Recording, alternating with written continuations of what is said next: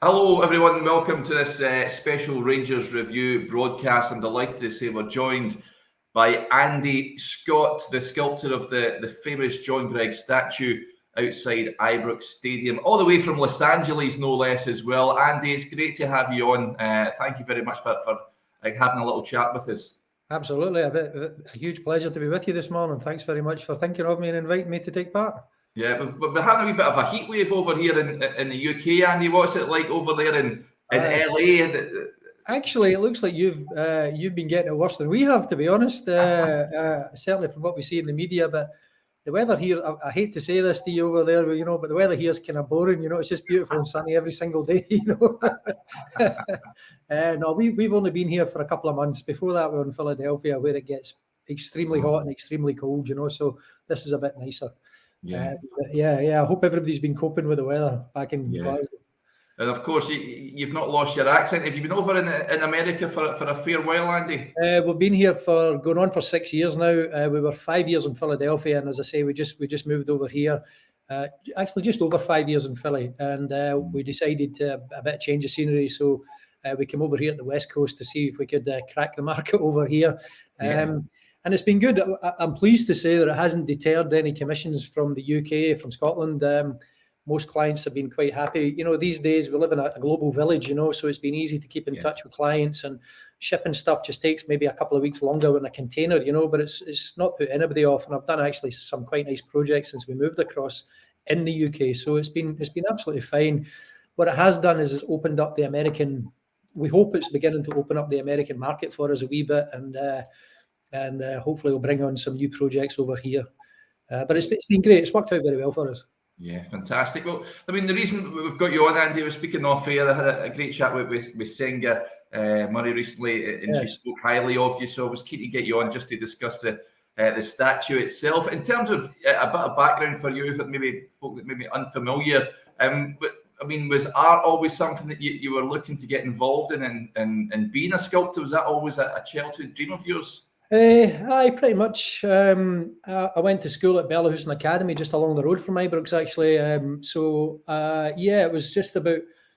I mean, I was okay at school. I did okay at school, and I had my eye on maybe doing architecture. But luckily for the world of architecture, I couldn't account, so I was getting such drastic marks in maths and physics led me with fewer options, So I ended up applied for art school at Glasgow School of Art and was accepted, and really that was me set on my course, I didn't always know I wanted to do sculpture. I thought I'd be a painter or maybe do graphics or something, but as soon as I tried working three-dimensionally, sculpture really drew me in, and that was really it for me, A few twists and turns along the way, as it is for any creative career, but here we are all these years later, and it's worked out okay. Yeah, but were you a football fan, Andy, at all growing up? I mean, being in Scotland and being in Glasgow, more importantly, is very difficult to avoid, And I'm going to put my hand on heart and confess to you, I wasn't, a diehard. I never had a season ticket at Ibrox or anything like that. But going to school so close to the stadium, it was always part of my background, as it were. And then I'll be honest, again, going to art school was all a bit bohemian and all the rest of it, and football kind of disappeared, but always kept an eye on the scores. And then latterly it's been, come back in interest for me. And then, of course, way back, winning that commission to do the statue of Mr. Greig at the stadium was really, a fantastic thing to take part in. I was incredibly honoured, and it was just a wonderful experience. So, football's always been in my life, and it's always been part of my background for sure. Yeah, I know it's some time ago now when, like you say, you won that commission, but can you remember sort of the initial chats you had and the idea to as best I can, as best I can, Derek. I remember that Senga got in touch, Senga Murray that you mentioned earlier. Senga got in touch to say that there was talk about a memorial for the Ibrox disaster at the stadium, and would I be interested? I remembered Senga's name from the art school because I think she was maybe a year or two, maybe 2 years above me at Glasgow School of Art, if I remember rightly. And we had a couple of chats. We met in person, as you know from chatting with her. She's such a lovely and fantastic artist, a lovely, lovely person. And, I said I would put some ideas together. And around about that time, John Greig had just been nominated or recognised as the greatest ever Ranger. And it struck me that one of the best ideas for a memorial statue for the disaster would be to personify the fans and the events in one figure. Yeah. Rangers themselves, I think, had an idea of a crowd and maybe a close-up of a crowd scene. There was all sorts of ideas floating about, but I'm pleased to say they warmed to my idea of doing a statue of Mr. Greig as an encapsulation of the whole club. And they went for it at the end, and I came up with some sketches and the way that we were going to pose them and all the rest of it at that part of the stadium. And they finally decided that was the way to go, and it worked out very well eventually. It's done in bronze as well. Is there a reason for that? I know you've done different sculptures, different materials, but the reason bronze is a certain what's the right word for this? A certain kudos, a certain gravitas that suited the subject matter. It's also has a very great longevity. It'll last a long time. Excuse me. They're still finding bronzes at the bottom of the Mediterranean Ocean that look fine when they're put in a museum, so it stands the test of time as long as you look after it. So I was more drawn to doing a bronze piece than steel for that particular sculpture. My own career path, I do many clay sculptures, which are then cast into bronze, but I'm much better known for doing the steel work because it's more unusual and I guess more contemporary. You could say more contemporary, a wee bit more. It has more modernity to it, But in some instances, such as the Ibrox Disaster Memorial, bronze really spoke out to me as the best material for the job, and I'm pleased to say that Rangers agreed. I'll counter that by saying that just recently I did 3 statues for Manchester City down at the Etihad, but they very definitely wanted the steel approach, because it was very modern and it suited the architecture of the building, the Etihad Stadium, whereas the bronze for Mr. Greig really suited the Edmondson Drive facade of the building, that kind of, the famous Archibald Leach stand there. It all worked in bronze much better than it would have done in steel, so we definitely made the right decision. Yeah. And I mean, in terms of like the time scale and the work involved to get something like that from start to completion, I guess it takes a fair amount of work, Andy, to reach the point where you sit it on the plinth and the job's done, basically. It does, but I remember of the few memories I have from that long ago was that, understandably perhaps, Rangers were a wee bit slow in giving us the green light, shall we say. They finally pulled in the trigger for us. So it was, we didn't have as much time as we would have liked, that's for sure, but we worked very hard. When I say we, I really should point out that I was helped by that job on a fantastic artist, a sculptress, a female sculptor called Alison Bell, who is really fantastically gifted. And I managed to call Alison in to help me on that job, because by the time Rangers had finally given us the go-ahead, and with the deadline that we had of the anniversary of the tragedy at the stadium, it had left me so tight for time it would have been impossible to achieve it on my own.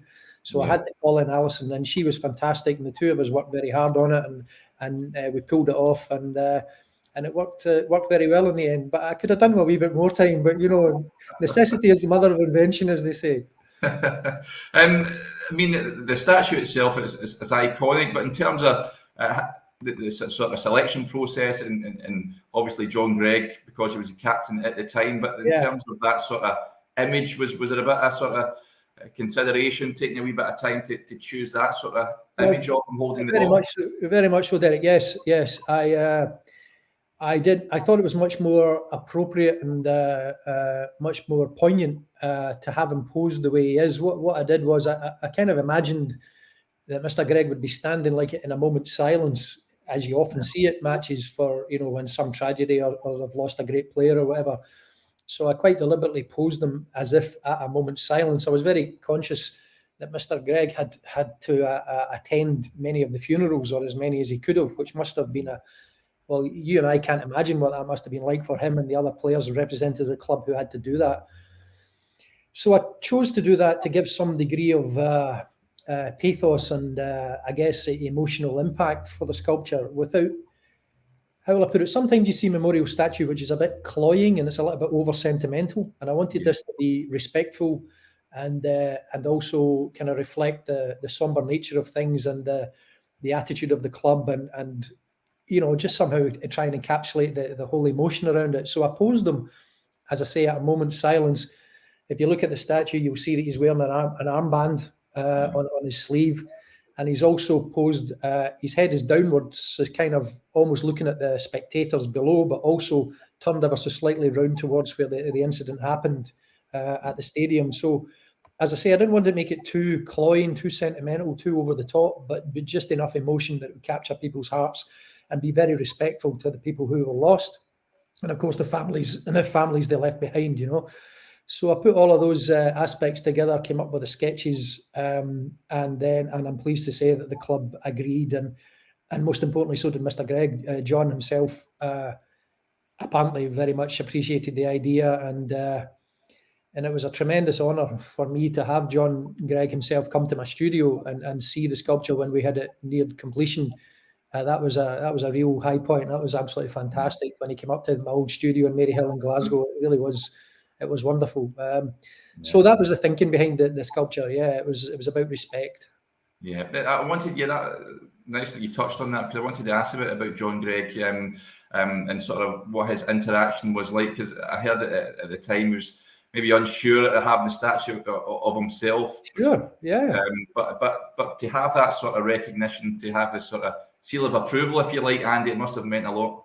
It did, yeah. I know from when I met him myself, but also from what I heard from the club, he's very modest. He's a very unassuming man, and I can only imagine that it must have been a very, very peculiar experience for him, especially connecting to those very tragic events, which must still, bear heavy on his mind. It was, it must have been a very, very peculiar experience, the likes of which you and I will never experience, having somebody make a statue of you while you're still alive and kicking, So I understood completely that he was hesitant. But I think when he came to the studio, when we met, when he understood why I had chosen that and why the club had decided the right thing to do, I think he warmed to it. I remember it well when he came into the studio, and his wife, I remember, was quite emotional when she saw him standing there in clay in my studio as a young man, but much taller. It's about 1.5 times life size. So it was quite an imposing thing in my studio up in Maryhill. So it was an interesting thing, and I'm eternally grateful that Mr. Greig allowed us to capture him the way he was back in the day as a remembrance of that event. Yeah, and of course he's standing on that plinth. Was it important as well having it, because it's pretty high up, isn't it? Yeah. Singles film, they didn't want anybody getting up to it. And there was a bit of that. Yeah, you have to consider these sort of things. Unfortunately, the times we live in, there's always a few bampots about. You need to be wary of it. I've got to be honest, though. I think even in the world of football, I think. How would I put it? The public's capacity for malice is often overestimated. I think there is a degree of respect among fans, even in a city with such great rivalries as Glasgow. But you do need to consider that's true. There's also the element of crowd movement. When everybody exits the stadium, it would have been slightly more challenging to have it plonked down and in the middle of the pavement there. So the decision was definitely made under professional advice that it should be put against the wall of the stadium and at a certain height. And we also had to consider, and it proved to be quite a challenge, was actually getting the right type of facing brick, because the original stand there is a listed building. So we had to get the right type of facing brick that would match the facing brick of the stadium, which they didn't make it anymore. So we had to get them specially made, or the club did, as far as I remember, or we had to specially source them anyway. So it was all very carefully considered and thought through. And and it all makes for quite a fitting part of the stadium. The way it blends in against the building really looks pretty special, I think. Yeah, it certainly does. In terms of you've created some terrific statues, Kelpies, and like you say, the Man City ones were brilliant as well. But in terms of a challenge and the fact that it commemorates that period of the club's history, such an emotional event, Andy, was it up there as one of your biggest challenges? Time scale as well. Aye, no doubt about it. It was a very very emotional piece to be involved in. I mean, my own father was at that game, and he survived, I'm pleased to say. I mean, as a wee boy, I just remember him coming home very late. I remember my mother being worried sick. I would only been 6-7 years old, so it was all a bit foggy in my memory. Yeah. Funny enough, I say foggy. I remember it was a very foggy night. I can remember some details about it, but when he came home very late, my mother had just been, losing the plot, worried about him. There was no mobile phones or anything back in those days, so it was all coming through in the radio, And my father had been there and had been assisting as best he could at the scene, So that it was etched in my memory, as it is for nearly everybody in Glasgow and Scotland. It's unfortunately sticks with everybody. So that my own sort of personal brush with it made it all the more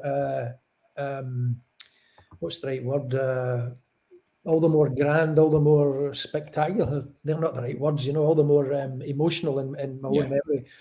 And a special memory of the day of the unveiling of the sculpture, that my dad came along and never let me know he was going to turn up, because I'm sure I could have got him. I could have had a word. He could have joined us all in the blue room and enjoyed the day, But he just stood there in the crowd with everybody else, and he didn't tell me until afterwards that he'd been there. So that was a very special thing for me, that he'd been there to enjoy the day and see the sculpture being unveiled, and I guess in some way maybe put to rest some of the memories that he also was carrying from that time, But all in all, it was a very emotional piece to be involved in, and it's a difficult thing to explain to people when you're tasked with capturing other people's emotions and losses with your hands, and you have to be able to convey that somehow in what you make. It's a profound honour and a very difficult thing for me to verbalise and explain to you. But I just hope that I hope I did the club proud, and I hope I did the bereaved families proud, because it was a very challenging project, shall we say. Yeah, I think you certainly did. And just finally, I mean, the positioning of it right at the main stand, did you have any input into that as well? I know there was murmurings of I think a group wanted to move it somewhere else at one point, but it was kibosh. But I think the positioning of it just there at the main stand, it seems appropriate being there, like you say. I think it's appropriate. I didn't know about any ideas to move it, to be honest with you. Maybe they shielded me from that. I don't know about that side. When I was engaged to do the work, that was where it was going to be, and I wasn't really aware. Well, I say that was where it was going to. It was going to be in that vicinity. As I say, we did discuss having it further out, but we were advised that it really should be against that wall. In that particular. Sorry, that's my dog barking in the background. There are other areas around. There are other areas around the stadium where it might have worked okay, but for that particular location, it was much better against that wall. So I'm very happy with where it's placed. And I'm thinking back, it led to another couple of jobs. I did the wee portrait bust of Bill Struth that's inside the staircase there as you go in. Yes. So he's up on the half landing, and that was a lovely piece to keep things going. Then a few years later, I was approached to do the statue of Jim Baxter that's over in Hillabeath, over in Fife. So it was nice to get a wee run of projects associated to the club. It really was good. But it was as you can probably tell, it holds a very special place in my heart, and a really lovely project. Yeah, certainly. And before you go, then you touched on it, the Man City statue. You recently done the Aguero company, and obviously the Dav Silva as well. How was that to work on? How exciting was that to work on? Fantastic, yeah. I like to be able to say I only work for champions. No, it was apologies to my Celtic pals. No, it was a great job to do. The club, they treated us like royalty. They were really special, lovely people to work for. Very demanding. I'll be honest, it was a very tricky job to do, and capturing a likeness of a player in steel was way harder than I thought it was going to be. It's not as a material, it's not as malleable as clay, so it really was tricky.